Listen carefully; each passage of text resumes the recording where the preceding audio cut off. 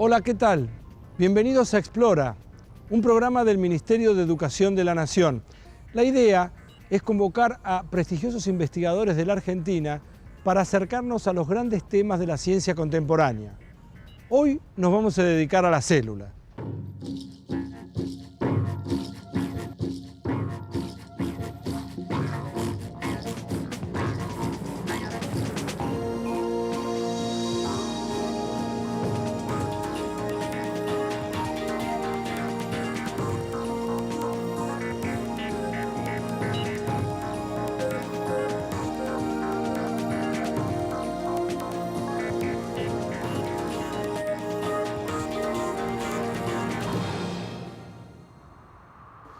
Si tuviéramos que encontrar un elemento común a todos los seres vivos que conocemos, algo que nos definiera como seres vivos, esa es la célula.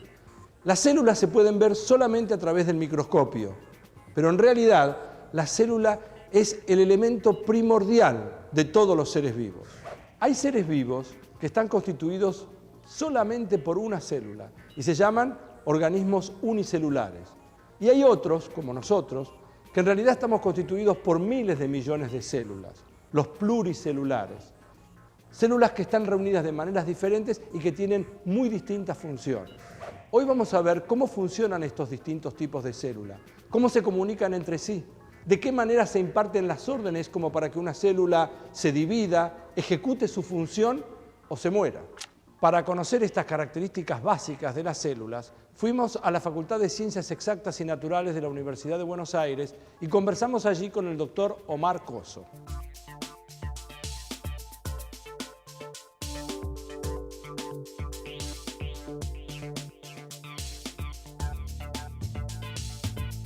La presencia de una membrana externa compuesta por una bicapa de lípidos es una característica común a todas las células vivas. Sin embargo, la presencia de membranas internas es algo que les es característico solo a aquellas células que llamamos eucariotas. La presencia de estas membranas internas lo que hace es limitar ciertas porciones de la célula que tienen funciones características.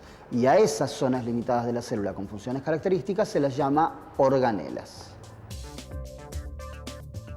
En las células eucariotas, el material hereditario se encuentra alojado en el núcleo, separado del resto de los componentes celulares por una doble membrana, por una doble bicapa lipídica.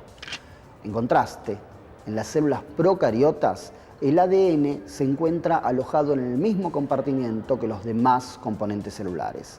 El ADN es el material hereditario, también llamado ácido desoxirribonucleico, y en las bacterias es circular.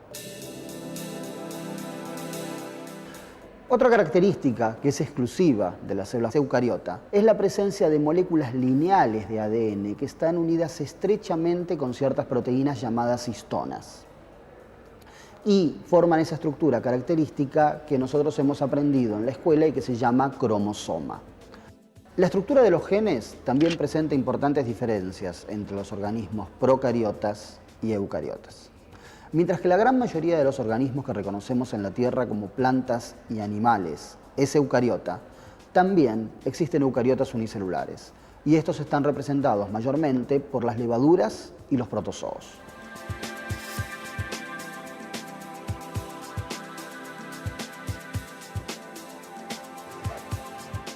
Una primera clasificación de las células diferencia las eucariotas, que son aquellas que tienen membranas internas, núcleo, organelas, de las otras células que se llaman procariotas. Por ejemplo, los organismos más comunes procariotas son las bacterias.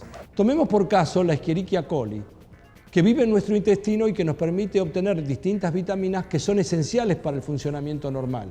Pero por otro lado, hay otras cepas de Escherichia coli que pueden resultar patógenas para nosotros, como es el caso de aquella que es productora de la toxina Shiga y de hecho, de esa forma se genera el síndrome urémico hemolítico.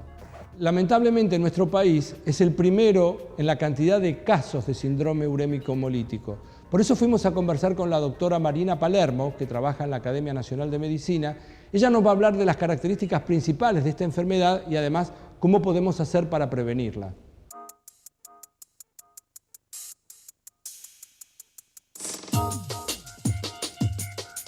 El síndrome urémico hemolítico es una enfermedad transmitida por alimentos contaminados con una bacteria, Escherichia coli, productora de una toxina que es la toxina Shiga.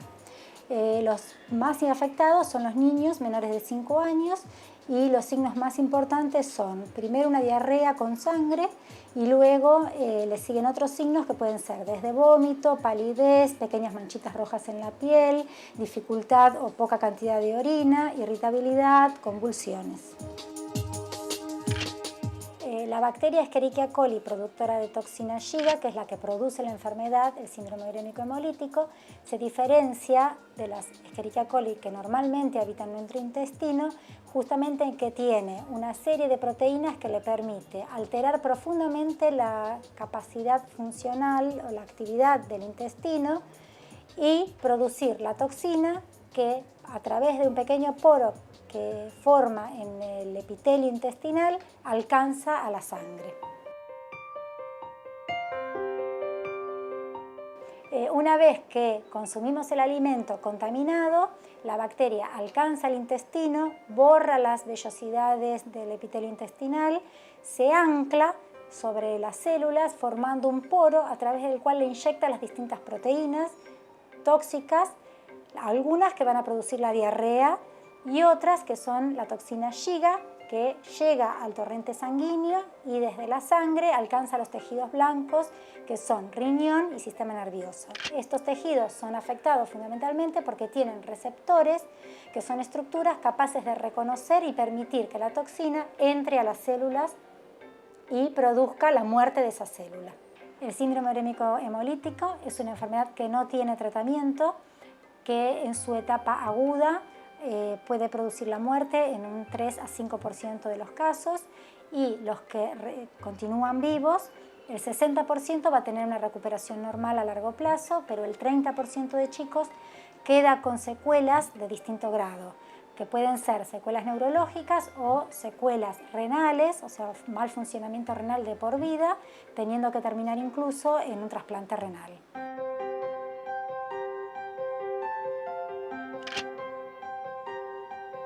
Nuestro país presenta la mayor cantidad de casos en el mundo de síndrome urémico hemolítico, con un reporte de 400 nuevos casos o más cada año, que representa una incidencia de aproximadamente de 12 niños cada 100.000 niños menores de 5 años. La suma de casos en nuestro país supera la suma de casos en todo el resto del mundo juntos. Es importante resaltar el tema de que hay que aislar la carne cruda del resto de los alimentos a ser consumidos. Otra ruta importante es la materia fecal que puede, a través de las manos, contaminar los alimentos. Para eso es importante la higiene durante el procesamiento de los alimentos, enseñarle a los niños que luego de ir al baño deben lavarse bien las manos con agua y jabón y no intercambiar todo lo que sea higiene del bebé, de la cola del bebé, con el material que va a ser usado en la cocina. Ya hemos visto entonces que las células eucariotas son mucho más complejas que las procariotas. Sin embargo, ambas contienen ADN, ambas tienen genes. ¿Cuál es la importancia entonces de este material genético? Seguimos escuchando al doctor Omar Cosso. Las relaciones de una célula con su entorno y el modo de reaccionar frente a las señales externas están condicionadas por la información presente en el ADN nuclear. Es precisamente en el núcleo en donde se centraliza la información que determina si una célula en determinadas condiciones va a embarcarse en un proceso de división, va a diferenciar o va a sufrir un proceso de muerte celular programada.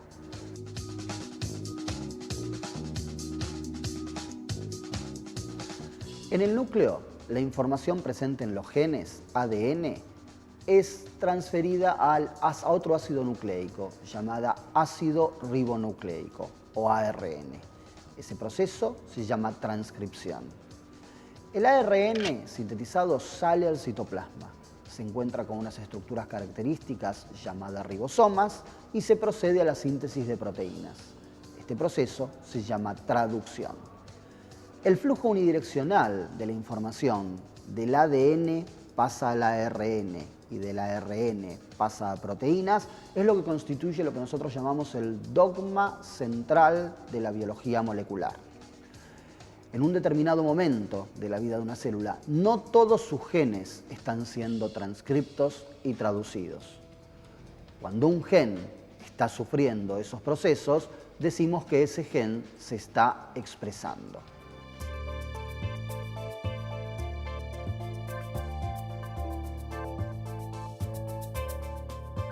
Si pensamos que cada proteína corresponde a la expresión de un gen y que son las proteínas quienes ejecutan las funciones en una célula viva, podemos entender cómo es que el conjunto de genes expresados en un determinado momento son quienes determinan las funciones y la forma de una determinada célula viva.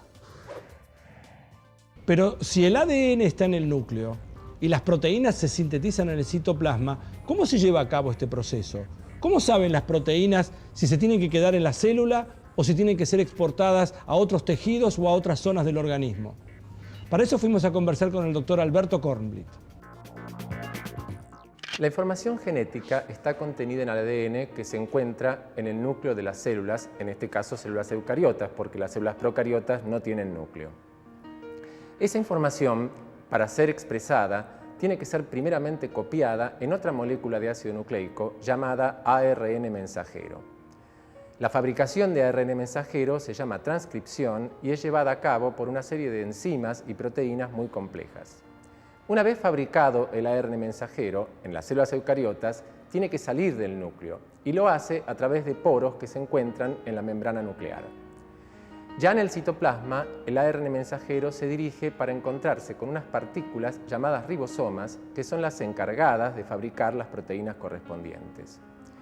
En el caso de las proteínas que tienen por destino final o bien la membrana plasmática o bien la secreción, es decir, que van a ser exportadas fuera de la célula, los mensajeros se encuentran con ribosomas que están adheridos o adosados a una serie de membranas que están en el interior del citoplasma de las células, conocidas como retículo endoplasmático.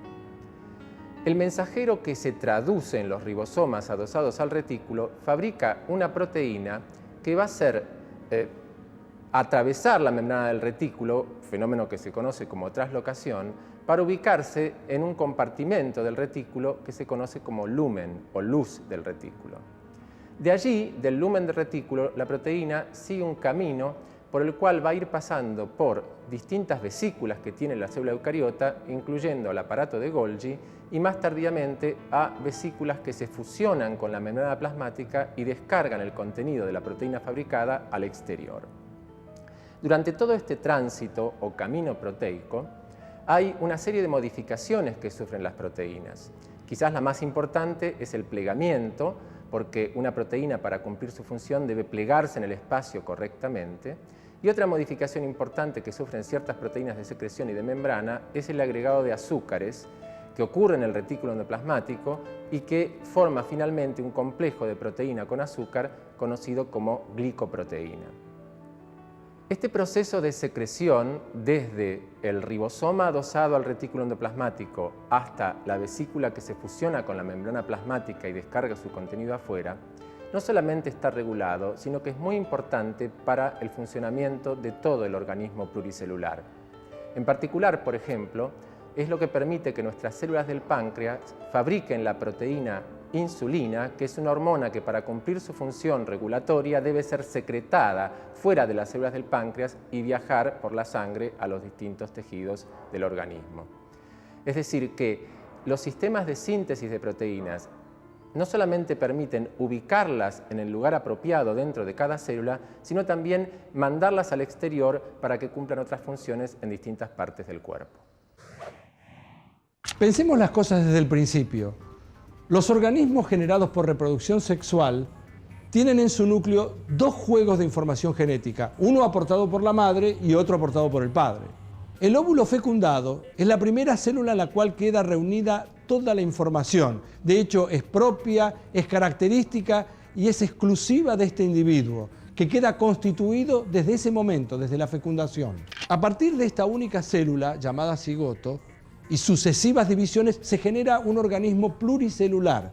Y en todas las células está la misma información genética. Ahora bien, si esto es así, ¿por qué las células de un organismo no son todas iguales?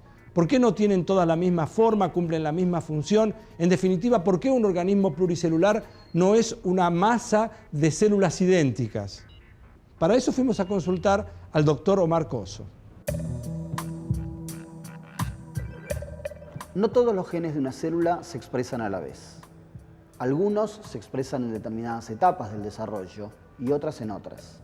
Es más, algunos genes que son esenciales para las funciones de cierto tipo celular jamás van a ser expresados en otro tipo celular distinto. El núcleo ordena la fabricación o no de ciertas proteínas en cada etapa del desarrollo y bajo cierto conjunto de estímulos, siguiendo un programa cuidadosamente sincronizado.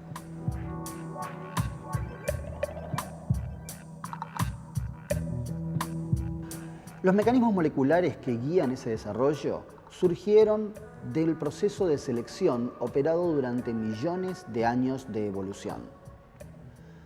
La presencia de una proteína en un determinado tipo celular puede representar una ventaja bajo ciertas circunstancias para esa célula o para el organismo del cual esa célula forma parte. La selección natural que nosotros observamos sobre los individuos y sobre las especies opera a nivel de la presencia o ausencia de ciertas proteínas a nivel celular. La historia de la ciencia nos hace confrontar una y otra vez con algo que sucede sistemáticamente. Cada vez que algo, después de años de experimentación, de investigación, aparece como una gran verdad, de pronto algo sucede y se empiezan a refutar esas verdades. También deberíamos entender que las explicaciones científicas se basan en los paradigmas, y si cambian los paradigmas, entonces cambian las explicaciones. Y nos vamos a meter entonces en una rama de la ciencia que se llama epistemología. Si pudiésemos viajar 500 años atrás en el tiempo y decirle a un campesino que se asusta en el campo frente a un rayo, que algún día el hombre va a ser capaz de administrar esa fuerza y que toda la economía de la sociedad humana dependerá de la adecuada administración que se haga de esa fuerza, pensaría que estamos locos. Lo mismo ocurriría si pudiésemos viajar a principios del siglo XX y contarle a un hombre acerca de las manipulaciones genéticas que hoy en día podemos practicar sobre plantas o animales.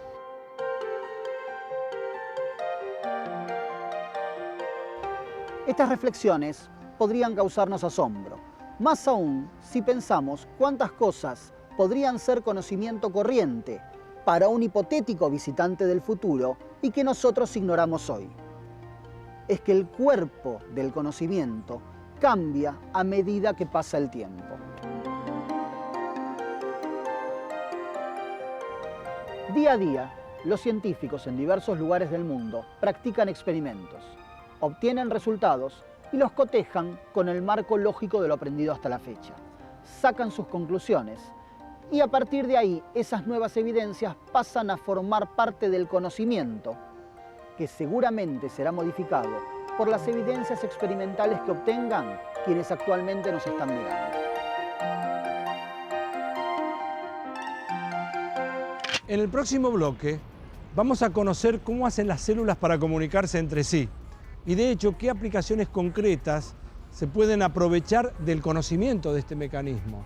Y además vamos a aprender lo que significa la muerte celular programada y qué consecuencias dañinas puede tener para nosotros. Ya volvemos.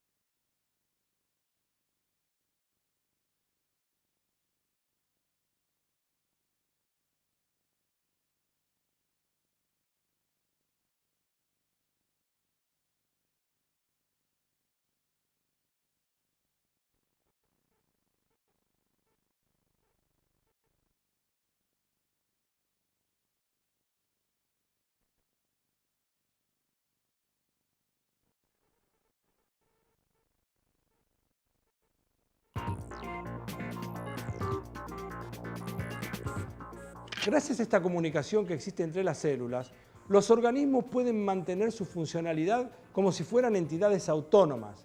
De hecho, están constituidos por distintos tipos de células de distintas formas que cumplen distintas funciones. Vamos a consultar nuevamente al doctor Omar Coso. Las células se comunican mediante mensajes que podemos clasificar como mensajes químicos o mensajes eléctricos. En el primer caso, estamos hablando de moléculas que son sintetizadas por una determinada célula y que salen al exterior de la célula, son secretadas. Una vez que se encuentran en el medio extracelular, pueden difundir e impactar una célula vecina o una célula ubicada en un lugar distante del organismo. A esa célula a la cual llega la señal la llamamos célula blanco y en ella se induce un cambio. Al conjunto de moléculas que se fabrican en una determinada célula y que son capaces de ser secretadas e impactar una célula blanco, se las conoce como hormonas.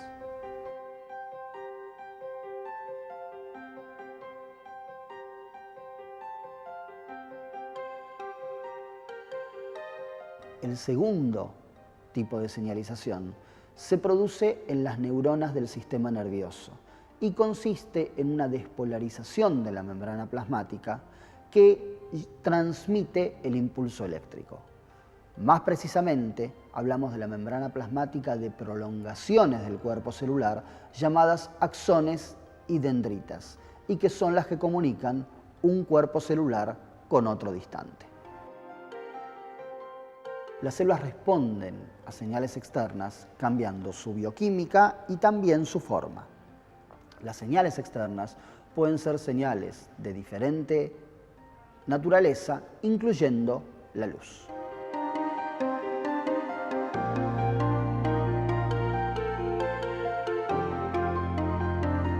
Los cambios se producen al activarse proteínas celulares que ya estaban presentes, pero que ahora funcionan de modo diferente a consecuencia de la llegada de la señal, o al producirse proteínas nuevas que antes no estaban.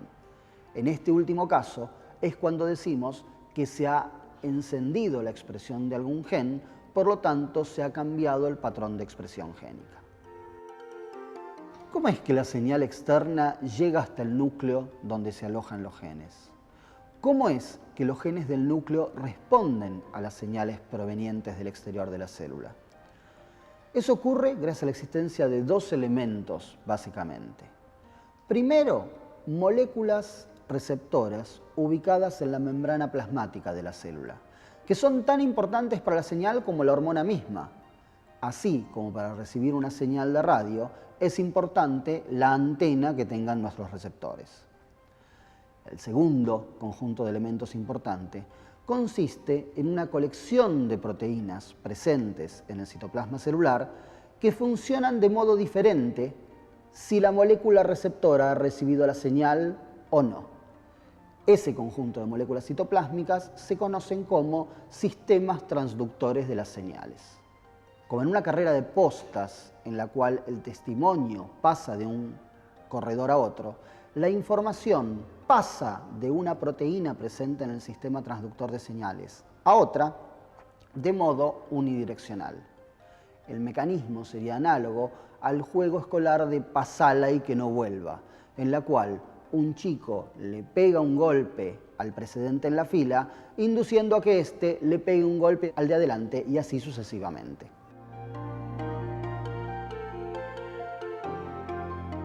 Al final del camino, en el núcleo, la señal es recibida por ciertas proteínas llamadas factores de transcripción.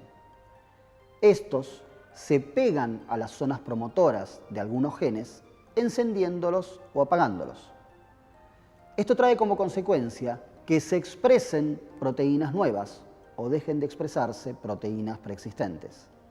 El cambio general en el conjunto de proteínas expresadas hace que la célula ahora se comporte de modo diferente. Y todo eso gracias a la llegada de un estímulo externo.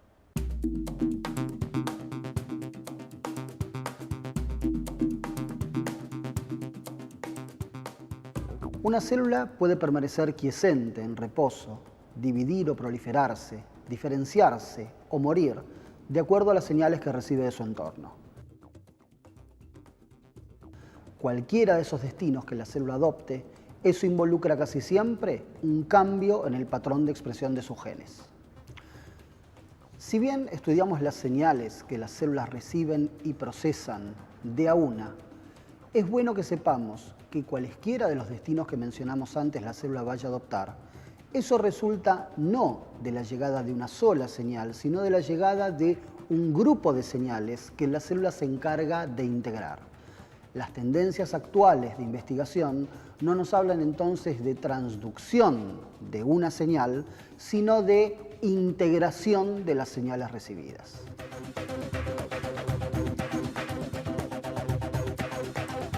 A lo largo de millones de años de evolución, se han seleccionado en la célula mecanismos que la llevan a adoptar estos destinos de diferenciarse, proliferarse o morir como consecuencia de la integración de múltiples señales que la célula encuentra.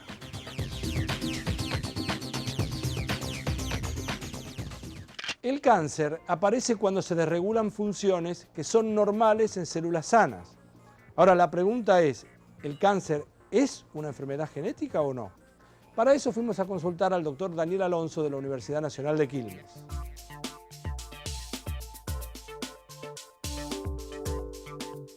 El cáncer es una enfermedad genética en relación a que se producen daños en genes críticos para el crecimiento celular en las células afectadas por esta patología. Ahora, esta idea de enfermedad genética no implica que necesariamente la enfermedad sea hereditaria. Esto es, de las múltiples alteraciones genéticas que se necesitan para que un cáncer se desarrolle, muy pocas en general se heredan de un individuo a la descendencia. La mayor parte de las mutaciones se adquieren a lo largo de la vida adulta por un choque entre los tejidos del organismo y factores del ambiente.